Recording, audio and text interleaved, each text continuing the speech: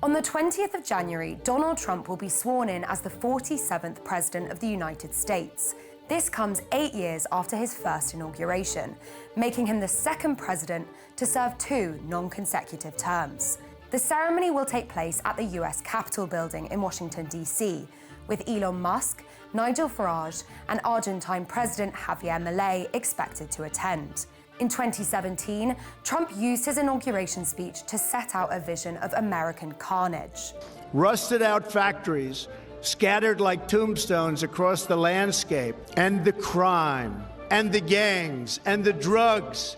This American carnage stops right now. It remains to be seen what this year's speech will focus on, but what can we predict from Trump's presidency? And what will his first 100 days bring? This will truly be the golden age of America. That's what we have to have. Well, to start with, Trump has already made his cabinet picks, and they'll be facing confirmation hearings from the 14th of January. With a Republican majority Senate, his nominees will likely face an easier path, even some of his most controversial picks. The first to face the Senate is Pete Hegseth, Trump's nominee for Defense Secretary. Kamala, your political future is done. You're never going to be the president. A military veteran and Fox News host, Hegseth is facing allegations of sexual misconduct, financial mismanagement, and alcohol abuse. But Trump's made it clear that support for him among GOP senators is strong and deep. Trump's other picks include Florida Senator and China critic Marco Rubio for Secretary of State, Wall Street financier Scott Bessent for the Treasury, and prominent vaccine skeptic Robert F. Kennedy Jr. There's no vaccine that is, safe and effective. For health. As for Attorney General, Trump has now nominated Pam Bondi. His first pick, Matt Gaetz, withdrew over a congressional investigation into sexual misconduct and drug allegations against him. And what about the allegations against Trump? Once he becomes president, what happens to the criminal cases against him? The 2 federal prosecutions for mishandling classified documents have already been dismissed on the grounds of presidential immunity. As for the state case over election interference in Georgia, there's no chance that a trial will take place until he's out of office, if it takes place at all. So what are Trump's policies? Well, he has big plans.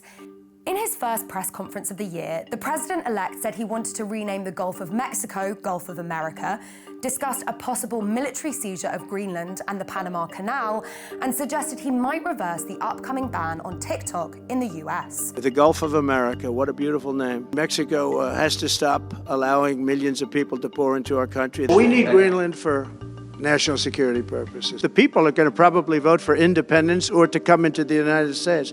But if they did do that, then I would tariff Denmark at a very high level. And as for his actual campaign promises, well, it's clear that the economy will be one of his key priorities in his first 100 days. Trump wants to make a quick start on cutting taxes and protecting US business from foreign competition. He's promised to reward companies that move their overseas supply chains back to the US, as well as threatening to put tariffs of 10% on global imports and 60% on Chinese goods. As for his tax cuts, projections suggest they could add $9.15 trillion to the US debt over the next decade. Trump has also promised to gut President Biden's climate subsidies and offer tax breaks to oil, gas, and coal producers. It remains to be seen whether Trump will once again withdraw from the Paris Climate Agreement, meaning the US would no longer need to meet set carbon emissions reductions. We know that another one of his key priorities is controlling immigration and the border. We have to get the criminals out of our country. We have to get people that were taken out of mental institutions and put them back into their mental institution. These are murderers, many of whom murdered more than one person. You don't want those people in this country. Trump has pledged to deport as many as 20 million migrants. His press secretary, Caroline Leavitt, recently told Fox News that he would sign an executive order to secure the southern border. Securing the southern border, deporting illegal criminals, rapists, and murderers from our American communities. But Trump may face challenges on this front.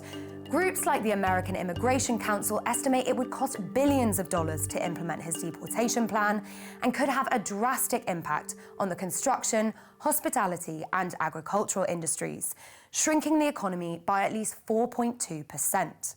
As for Russia, Trump previously said he could end the war in Ukraine in a day. He hasn't given any indication of how he would negotiate the war's end, but many predict that a deal between Russia and Ukraine may be reached before the year is out. So what will all this mean for the UK? Well, the Prime Minister and Foreign Secretary David Lammy have been working to foster a strong relationship with the incoming president. In September, they had dinner at Trump Tower in New York. In Washington, D.C., Lammy told US Republicans that he could find common cause with Trump and gets the agenda that drives America first. A strong pivot from a man who once called him a Nazi sympathizer and a tyrant in a toupee. Since then, the road has been bumpy. In October, the Trump campaign called for an investigation into election interference over Labour staff volunteering for Kamala Harris. Nigel Farage will of course be hoping to use his friendship with Trump to assert influence over politics at home. But the prospects for a wider US-UK trade deal look gloomy. And if Trump follows through on his blanket 10% tariffs, the UK could really suffer, because the US is Britain's largest export market. Estimates suggest this would reduce the UK's GDP growth by 0.7 percentage points next year. And of course, Trump's next moves on Ukraine will have an enormous impact on European politics and on the future of NATO.